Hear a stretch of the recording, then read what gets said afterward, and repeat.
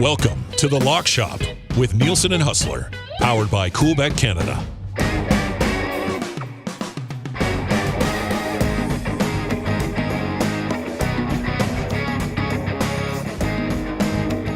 Happy Friday, everybody, and welcome to another episode of The Lock Shop with Nielson and Hustler on the Nielson Media COOLBET Network, brought to you by our great partners at COOLBET. Sign up for an account today at COOLBET.com. Use the code LOCKSHOP when you do, and you'll get a 100% deposit bonus just in time to start betting on National Hockey League playoffs this weekend or the rest of the NFL draft, which continues as well. Huss, quite a night in Winnipeg, buddy. Holy smokes. Well, yeah, Dusty. First team out of the playoffs. That's not great. They were completely outclassed last night. And for anyone that has not heard, Rick Bowness erupt after the game, calling out his team as unlike I think I've ever heard before. It was the biggest dose of truth serum we've had on this hockey team in a while. Changes are coming. It's going to be a wild off season here in Winnipeg. And today's Winnipeg Sports Talk should be absolutely bananas. If you're interested in more on the Jets and the aftermath of this season and bowing out in the playoffs, join us at 1 o'clock on YouTube. WST is going to be crazy. Did you say today's Winnipeg Sports Talk, or did you say the next 5 months of Winnipeg Sports Talk? Both. I mean, obviously today will be the reaction to, it's not even as much the game. The game was a complete no-show. We've seen this team do that before, facing elimination, go out about as meekly as a team possibly could do. But today it'll be about Rick Bowness's comments and what happened. And the rest of the offseason is going to be about what this team is going to look like in 5 months or so when the NHL season gets underway. It was a depressing way to end a season, but I'll tell you what, Rick Bowness certainly gave us some fireworks after the game. Much needed truth around this team, and I dare say it will be good for business on WST because we're going to have no shortage of storylines and topics to talk about the Jets going through for this next little while. Toronto Maple Leafs missing out here, Huss, and they couldn't finish it off last night. You cashed that Tampa plus 133.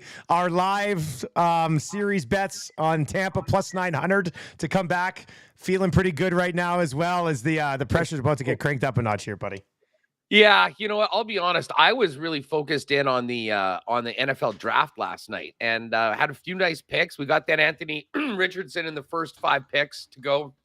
Couldn't believe that your Lions blew my under 1.5 running backs on the 12th pick of the draft. Of the draft, yeah. Hey, it happens. But listen, like I said yesterday on the show, nothing's easy for the Toronto Maple Leafs. And I also thought that there was zero chance that we'd see the Lightning just sort of bow out like the way the Jets did last night. I mean, there's too much pride in that room. There's too much experience. That series was going to come back to Tampa. It is now, and I don't know. I think the Leafs need to win this in 6. If this gets back to Toronto, I think that, we are going to hear the ghosts of the last 20 years in full force right now.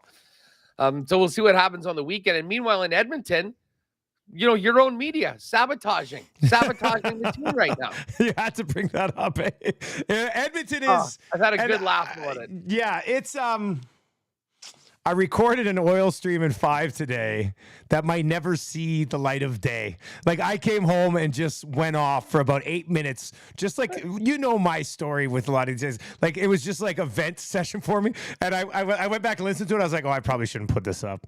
Like, this probably shouldn't go. So somewhere out there's a mystery oil stream in 5 with all the juicy details that you want to hear. But yeah, so put that up on your OnlyFans. Yeah, that's right. Yeah, subscribe. I'll make 150 grand, and you'll never hear from me again.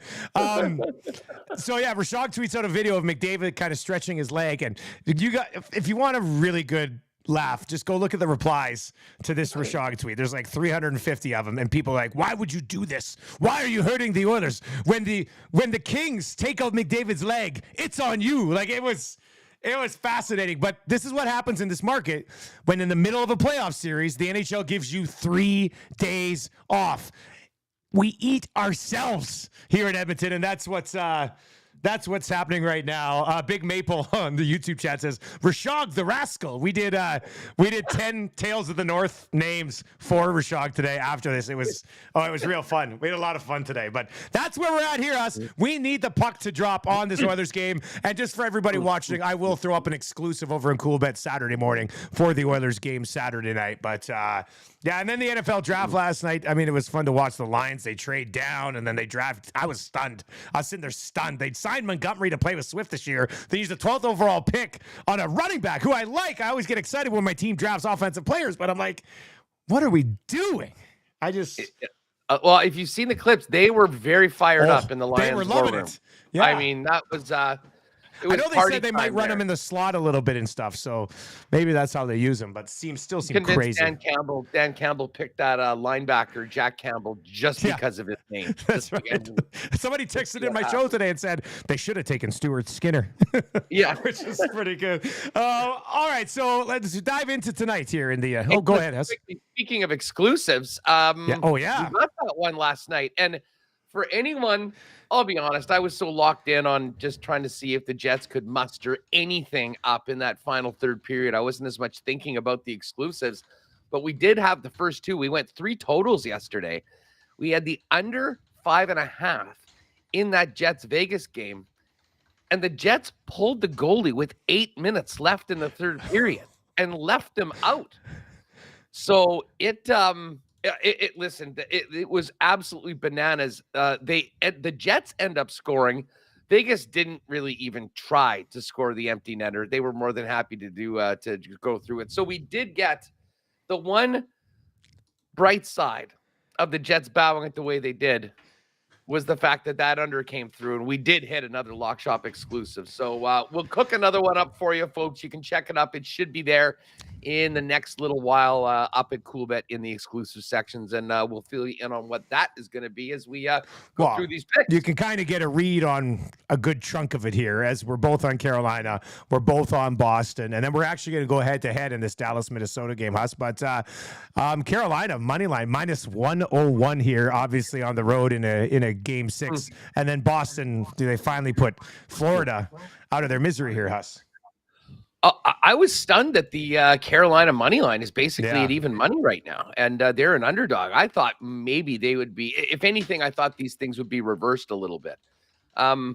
Listen, the Islanders have showed a lot of heart getting the series back to Long Island for game number 6. Just from what I've seen in this series, though, I mean, Carolina is, even with the guys that they're missing, they're just on another level with some of their players and the way that they play so consistently from Rod Brind'Amour. Now, I guess if the Islanders can get a lead like they did last game and sort of sit on it, there certainly is a path to getting this series back to Carolina. I just think it's winning time for the Canes. I'm not sure what they'll be able to do going past this series, but I think they realize they missed a golden opportunity at home in game number 5, but I do think they get it done in game number 6. And as an underdog, as even money, I really like that. As far as the Boston Bruins go, I still can't believe we're talking about game 6. I mean, they were so clearly the better team in game number 5 against Florida, outclassing Florida in pretty much every single category, with the exception of Sergei Bobrovsky. Bob stepped up so huge. That save he made on Marchand with 1 second left in a tie game was such a cool bit of theater. And then it ended up being a goaltending gaffe by Linus Ullmark that turns the puck over and allows Tkachuk to win it. I don't think that's happening again. And I mean, you play that game another 10 times, the Boston Bruins are winning 9 of them. So to me, I think the tables turn. Boston doesn't care whether they're at home on the road. They'll win anywhere. Minus 175 on the Boston money line to avoid it going to 7 and getting that one done tonight. And then we get to this Dallas-Minnesota game. And this is a straight up pick 'em. I guess my lean on this one, the reason I'm going with Minnesota is I think this series has just been so close. These teams are so close that I think this has had 7 games written all over it. And I still believe that, especially with the Wild at home tonight, with the opportunity to push it to 7. I mean, I like Dallas in the series, but I'm not ready to think that the Wild are done and going to go out in 3 straight, although they certainly have a knack for losing in the first round in the past. But This is a really tough one. I mean, obviously, we wanted to pick on one side. I was going to take the sides in this one tonight, so I do have Minnesota on the ticket. But as we'll talk about it in the exclusive, I think we can certainly probably get better value going on the total on this one if we think that there are going to be some goals. Yeah, and that is what we will do when we get to our exclusives. We'll lay that up for in a second. I don't know how many times I've said on here, I'm a Jake Ottinger stan. Like, I just think tonight, even if we do see some goals, I still think when they need that big save down the stretch, Ottinger is more likely to get it than his counterpart at the other end. So because of that, and Dallas offensively has been pretty good. I mean, they lose Pavelski, but Rupe Hintz is having a sensational series so far. Overall, Dallas is deeper offensively. So if we are looking at some goals being scored tonight, I like that group that Dallas is rolling out there right now more than what Minnesota is doing offensively. Minnesota has 2 goals in the last 2 games in this series. So I'm going to be on Dallas at -108. Huss is on Minnesota at 108. And obviously we can't use that for our exclusive here, Huss. So we're going to throw Carolina in here. We're going to throw Boston into the exclusive. And then what are we going to do on this total? Well, I mean, listen, we're getting +114 at over 5.5. Listen, I think the Dallas Stars will score a few goals. I really do think that with their season on the line, we're going to see a little bit more from Kaprizov and Matt Boldy, who have been pretty quiet so far in this series. Listen, the Minnesota Wild need to be smarter. They need to stay out of the penalty box, although maybe that helps us for the over. I mean, with the opportunities that Dallas has been getting.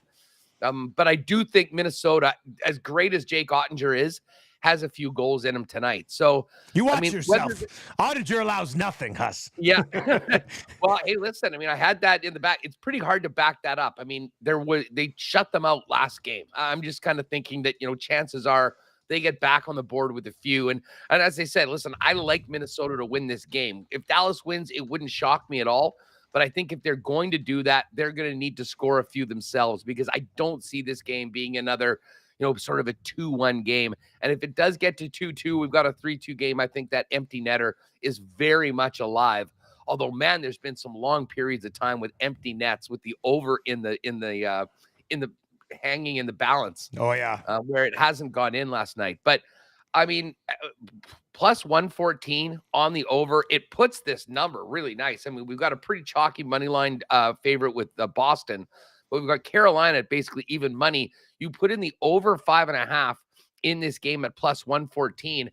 I just put it in manually at COOLBET +569. So I would imagine this is definitely going to start with a 6, and we'll have a 6-1 parlay on this. So let's see some goals in this late one tonight. And as I say, I feel pretty good that we're on the same side on Carolina and Boston. Very tough to pick a winner on this game. So let's take the over and see if we can cash back-to-back exclusives over at COOLBET. Okay, there's one game tonight that we didn't touch. Colorado and Seattle, Huss. And, I mean, it's a game that in a series that I have no idea what's going to happen. When you stayed away from it, I kind of chuckled because I was like, I'm not touching this game either tonight as well. I don't even have a lean on this. Like, I'm completely staying away from this game tonight. Well, it's been killing. I mean, listen, we've been, like many people, getting killed by the Kraken all playoffs long. And I mean, listen, I'm not ready to kind of completely flip and say, oh, the Kraken are going to go in and take the Avalanche out. I mean, I'm expecting the Avalanche to win, but we have been so wrong on the Avalanche throughout this series. They're basically just on the suspended list right now. I think we're better off just not even touching this game. And they've got a lot going on right now. I don't know if you've read the details of what happened with Nichushkin and why he is saw some of them, yeah. That's not exactly what you want from a team trying to defend a championship right now. So they're undermanned, and they'll get Cale Makar back. We'll see what is up with McCann, which is a huge loss for Seattle. But Seattle's a great story. I mean, honestly, I'm glad just to not have a bet on this game tonight and just can sort of see if they can pull off the huge upset. It would be the biggest upset by the odds of any of the first 8 series. That's how big of a favorite Colorado is. And they're facing elimination tonight. So I've got no confidence in the Avalanche right now, but man, it's tough to back Seattle knowing what they're going up against, but they've done it 3 times. Why can't they do it again? A busy week this week for the Lock Shop. Lots of puck picks along the way. Doing relatively well here in the National Hockey League playoffs. And when we reconvene on Monday, Hoss, we'll either be set up game 7s or talking about round 2. So the fun just continues, my man. Yeah, no doubt. We'll be talking about garbage bag day here in the Peg, which frankly might have more fireworks than many of the games over the course of the weekend. But yeah, we'll get right back in it coming up on Monday with more matchups for round 2 if they're set, or nothing better than Game 7 Stanley Cup playoff action. So we're not getting in the Winnipeg Vegas series, but all the other series, I would imagine. Be a nice bet right now, a prop bet. How many Game 7s will there be in the first round? Yeah. We'll see. I mean, I don't know whether the Rangers are going to be. I was going to say, what do we if we set it at 2.5? Are we taking the over? Oh, let's see right now. So, I mean, that would mean the Islanders. You'd need 3 of these teams to win. Islanders in Game 6, Panthers in Game 6, Wild tonight, Avalanche, Rangers, Kings. Of those teams, you need 3 of them. I mean, that could happen. It could happen. I think I might still take the under on that. I still think, although and it's funny, the Kraken still tonight, home dog plus 124. Yeah, I mean, it's still no respect. Right the Rodney Dangerfield of the first round of the NHL playoffs. Yeah, and Grubauer's playing incredible right now. And then just see, and the Devils are a plus 105 underdog in Game 6 against the Rangers right now. That I can't believe how much that series has flipped. Schmid goes in. He's been looking like Shesterkin, frankly. And I mean, the Rangers are just the Devils are skating circles around the Rangers right now. And it really is incredible how that series has flipped. But hey, it'll be a great weekend of puck picks. We've got some hoops going on as well. Still can't believe the Bucks are out. Speaking of massive, that was wild in the first round.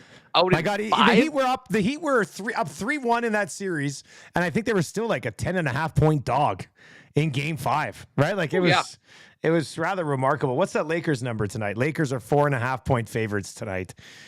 I probably emotional hedge the Grizz on the money line just in case the Lakers blow it. I win something at plus 157 tonight. I don't know. We'll see what happens. Anyway, lots to get to. And hey, as the calendar flips to May next week, we're in the month of CFL preseason, which means we're almost back to football, buddy. We're almost back to football, which will be great as well. Oh, God, I love it. It's going to be a great month. It's been a good week. Thank you very much. If you're watching on Twitter or on YouTube, make sure you subscribe to the podcast. All your podcasting platforms, just search The Lock Shop and give us a sub over there. Find us on that YouTube channel if you're watching on Twitter, at Lock Shop Bets on YouTube as well. Huss, enjoy your weekend, buddy. We'll chat on Monday. Pray for goals in the Twin Cities tonight, everyone.